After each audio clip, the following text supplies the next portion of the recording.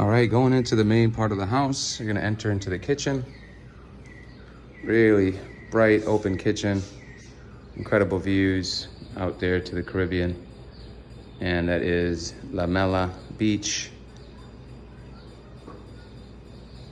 Kitchen connects to this large, spacious terrace. Living space here.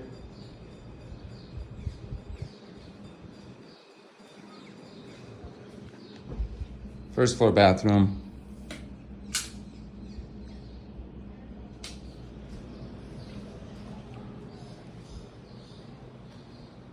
And off of the living room is a full bedroom.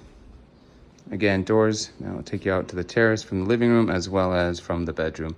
Very spacious bedroom, vaulted ceilings, ceiling fan, air conditioning, a comfortable bed, and just some light furnishings to make you feel at home.